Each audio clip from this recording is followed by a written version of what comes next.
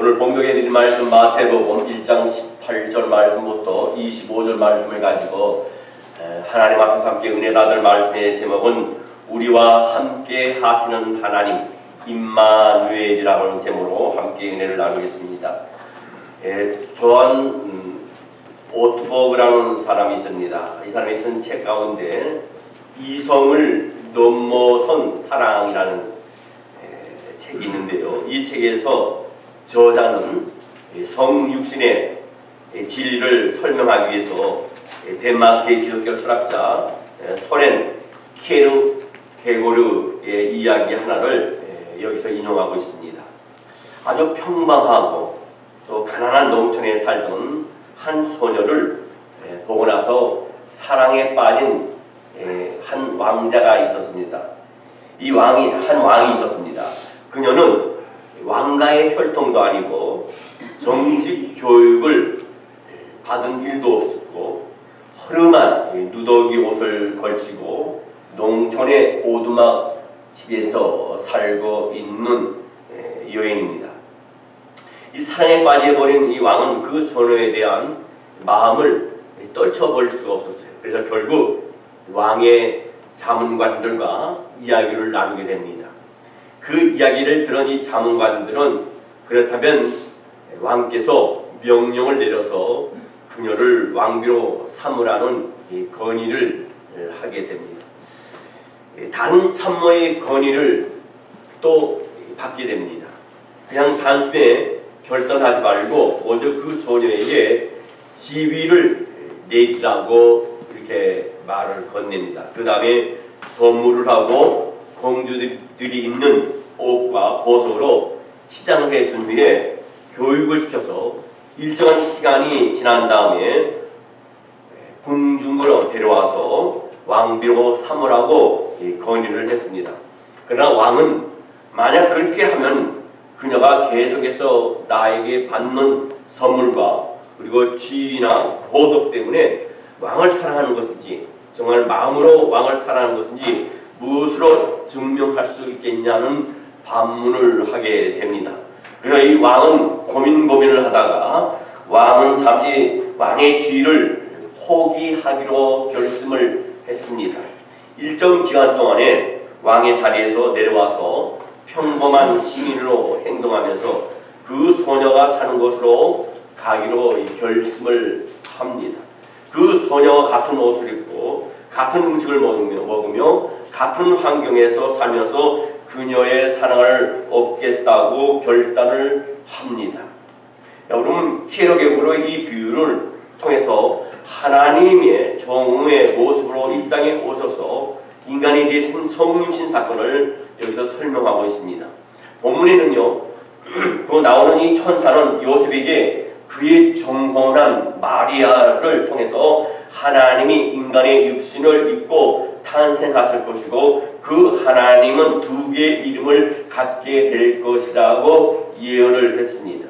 그리고 이 두 개의 이름은 메시아로 오시는 그의 각기 다른 두 역할을 상징하는 이름이 될 것이라고 언급하고 그 천사가 떠나갑니다. 그렇다면 이 메시아의 두 개의 이름은 무엇인가에 대해서 오늘 함께 은혜를 나누도록 하겠습니다. 첫 번째로 그 메시아의 이름은 예수라고 하는 이름입니다. 성경은 메시아 이름을 예수라고 했습니다. 성경 오늘 본문에 보면 마태복음 1장 21절 말씀에 보면 아들을 낳으리니 그 이름을 예수라 하라. 이는 그가 자기 백성을 그들의 죄에서 구원할 자이심이나 하니라 했습니다. 여러분, 예수라는 말은 본래 그리스어입니다. 그리스어로 예수스라고 발음하는데 히브리어의 여호수아를 그리스어로 번역한 것입니다. 그래서 구약 성경에 나오는 여호수아가 동일한 이름이 바로 신약에서 예수로 표현된 것을 우리가 알아야 됩니다. 오늘 예수를 믿는 유대인들이 종종 있는데 그들은 메시아닉 주라고 부릅니다. 그들은 기도할 때 예수님을 갖다가 예수아라고 이렇게 불러요. 그 말은 하나님이 구원하시기 위해서 오셨다는 뜻을 내포하고 있어요. 구원이란 말은 결국 특별한 단어가 아니라 매우 일반적인 광범위하게 쓰여지는 아주 보편적인 단어입니다. 사람들이 어떤 위기에 처했거나 어려움에 처했을 때, 또 궁지에 빠졌을 때 거기서 구출받는 사건도 우리는 구원이라고 말을 해요. 그러나 본문에서 천사가 예언한 구세주가 임재하신 목적에서의 구원은 일반적인 의미의 구원과는 구별되는 아주 특별한 의미를 갖고 있습니다. 이것은 일반적인 위기나 어떤 일반적인 위험에서의 구원이 아니라 본질적인 인간 존재의 구원을 나타낸다고 말씀드릴 수 있어요. 본문에서 천사는요, 분명히 예수님이 자기 백성을 죄에서 구원하실 것이라고 말씀했거든요. 우리가 성경적 구원의 의미를 알기 위해서는 무엇으로부터 구원 인가를 보다 명확하게 우리가 이해해야 할 필요가 있습니다. 성경은 분명히 죄에서 구원할 자라고 천사의 메시지를 통해서 우리에게 전해주었습니다. 죄로부터의 구원이라는 사실이에요. 그러나 가난한 사람들이 기대하는 구원은 뭡니까? 가난으로부터 구원일 것이고, 그것은 일종 경제적인 구원일 것입니다. 또 어떤 의미에서는요, 정치적인 억압에 시달리는 사람들이 있습니다. 그런 그들이 기다리는 구원은 뭡니까? 억압으로부터 구원, 혹은 정치적인 구원입니다. 그래서 우리 한국에서 한동안 해방신앙이 판을 친 적이 있습니다. 민중신앙이 판을 친 적이 있습니다. 성경이 말하는 구원이 이와 같은 의미를 아주 내포하지 않고 있는 것은 아니지만요, 성경이 말하는 구원의 본질적인 의미는 보다 깊은 것을 겨냥하고 있다는 것을 우리가 알아야 돼요. 성경은 그것이 죄로부터의 구원이라고 했습니다. 즉 이것은 인간의 깊은 존재 속에서 우리를 바꾸는 구원이라는 겁니다. 그래서 예수님은 이를 죄에서 구원하시기 위해서 주님이 이 땅에 오신 줄 믿습니다. 그분은 우리에게 경제적인 풍요로 주실 수도 있고 억압으로부터 우리를 해방시킬 수도 있지만, 그분이 오신 보다 근본적인 이유는 바로 저와 여러분의 죄의 문제를 해결해 주시고 우리를 구원하시기 오셨다는 사실입니다. 우리는 주님의 생애에 결정적인 것을 뭐라 합니까? 가장 결정적이고 절정인 것을 갖다 우리가 십자가로 우리가 들 수 있어요. 여러분, 예수 그리스도를 지칭할 때 십자가를 빼놓을 수 없습니다. 어떤 분은 교회 십자가를 다 뺍니다. 그리고 성전 위에 십자가를 다 철수합니다. 왜 그러냐 그랬더니 예수님은 십자가에 돌아가심으로 말미암아 승리하셨고 구원하셨는데 더 이상 십자가가 우리에게 무슨 필요가 있느냐? 아닙니다. 십자가를 보면서 우리는 예수 그리스도가 나의 죄를 위해서 저 십자가에 달리셔서 온갖 수모와 온갖 고난과 피 흘림과 물까지 다 쏟으면서 나를 대신해서 돌아가셨다는 깊은 의미가 있기 때문에 우리의 신앙에서 십자가는 빠질 수가 없습니다. 우리는 주님의 생의 절정을 바로 십자가에 있다는 겁니다. 예수님이 십자가에 죽으신 것에 대하여 우리는 속죄의 죽음 혹은 대속의 죽음이라고 우리가 표현을 합니다. 여러분, 우리에게 잘 알려진 성경 마가복음 10장 45절 말씀을 보면 우리 왜 이 땅에 오셨고 왜 십자가에 자신의 생명을 버리시는 것을 우리에게 분명히 가르치고 주고 있습니다. 인자가 온 것은 섬김을 받으려 함이 아니라 도리어 섬기려 하고 자기 목숨을 많은 사람 내 대선물로 주려 함이니라. 주님이 이 땅에 오시고 마지막 십자가에서 자기의 생명을 주신 것이 대속의 제물이라고 말씀합니다. 우리가 우리의 죄의 값으로 받아야 할 형벌과 저주를 그분이 대신 짊어지시고 십자가에서 속죄의 제물로 자신의 생명을 주셨다는 말씀입니다. 할렐루야. 나를 위해 죽으시고 아멘. 나를 위해 구원하신 예수 그리스도가 누구인지 알고 그분을 믿는 바로 그 순간 우리의 인생은 새롭게 된 힘이십니다. 이것이 바로 구원이에요. 아멘. 로이 레슨이라고 하는 신학자가 인간에게 가장 필요한 것이라는 책을 썼습니다. 인간에게 가장 필요한 것이 만약 지식이었다면 하나님은 세상을 이처럼 사랑하사 교육과를 보냈을 것입니다. 인간에게 가장 필요한 것이 건강이라면 하나님이 세상을 이처럼 사랑하사 의사를 보냈을 것이고, 인간에게 가장 필요한 것이 돈과 재물이라면 하나님은 세상을 이처럼 사랑하사 사업가를 보냈을 것이고, 인간이 가장 필요한 것이 즐거움과 쾌락이라면 하나님은 세상을 이처럼 사랑하사 연예인을 이 땅에 보내셨을 것이다.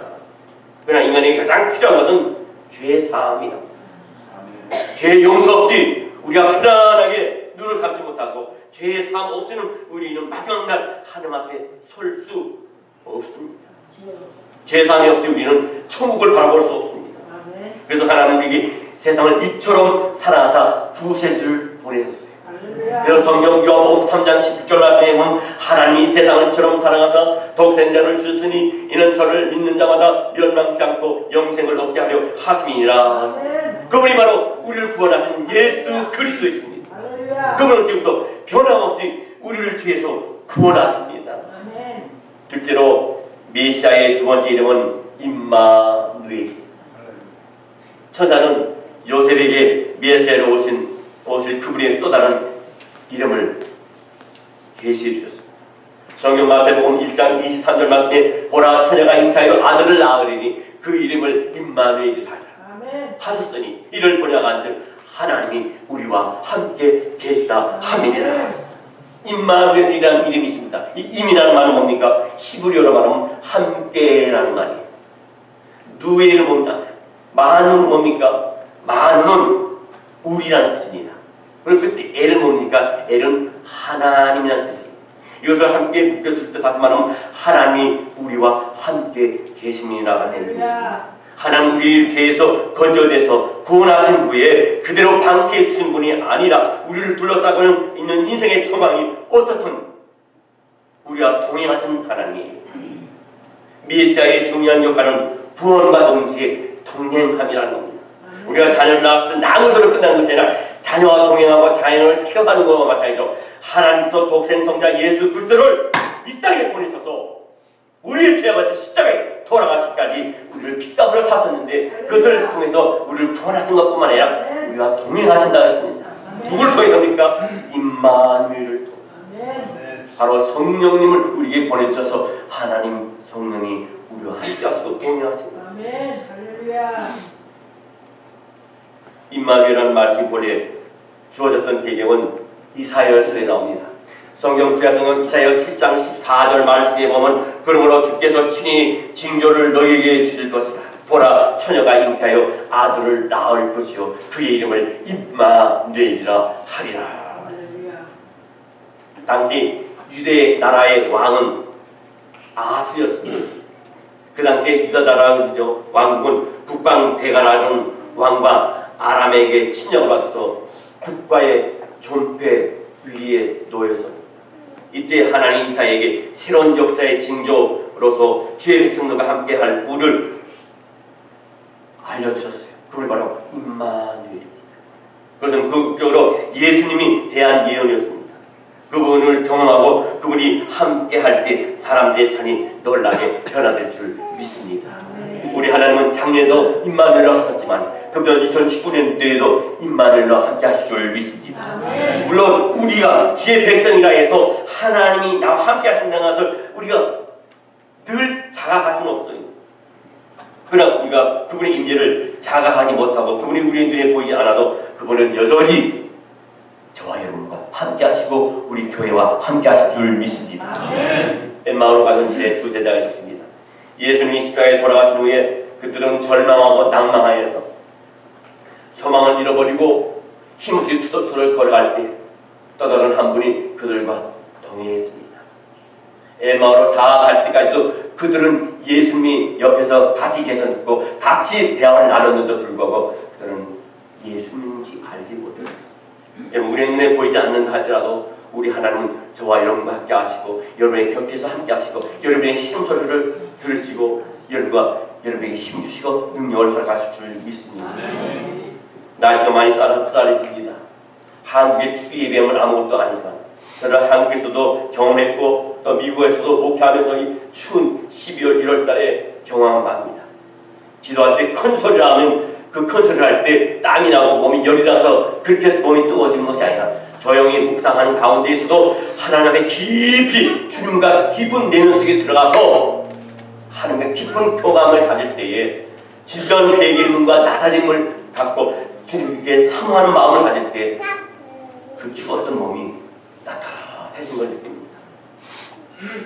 민트 겉에다가 전기줄을 넣어갖고 보온하는 것 같아요.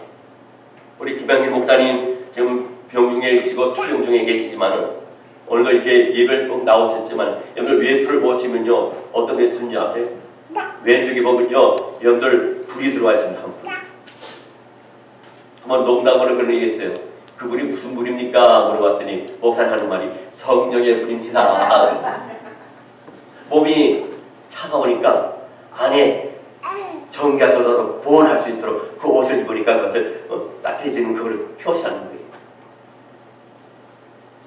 여러분 우리는 외롭지 않습니다. 왜? 진정 주 앞에 철저히 회개하고 나라이고 겸손하고 주님을 인격적으로 받아들이고 하나님과 하나 될 때 주님과 깊은 교감이 있을 때 아무리 추운 겨울이 할지라도 몸이 따뜻해질 수밖에 없고 아무리 큰 문제가 내 앞에 닥쳤다 할지라도 나에게 두려움이 있는 것이 아니라 안심이 있고 주님이 나와 함께 하신 분으로 말미암아 이사야 1장 8절의 말씀은 우리 말씀이 된 힘이십니다.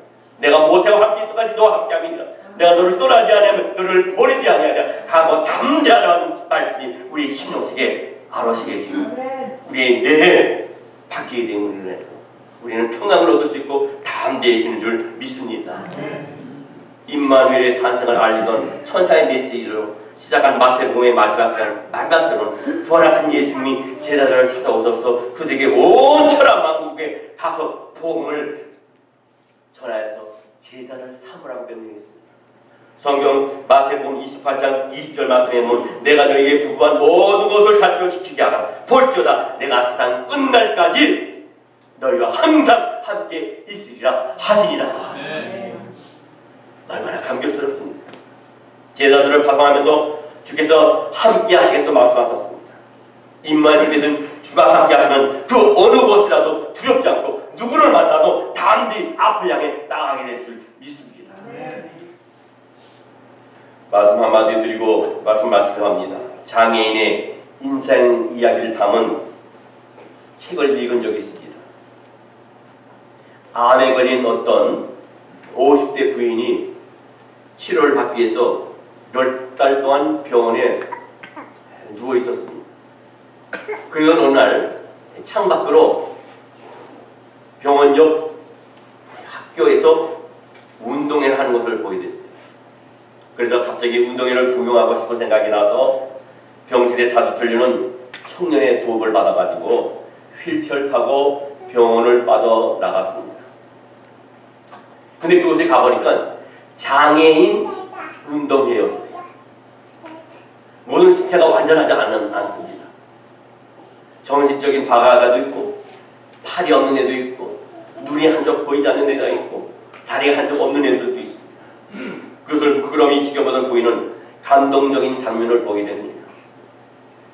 40대로 보이는 좀 뚱뚱한 부인이 경기를 보다가 핸드백을 든 채 운동장을 뛰어나갑니다.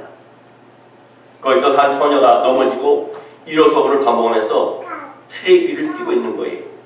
그 부인은 트랙 바로 바깥에서 함께 달리면서 이렇게 소리칩니다.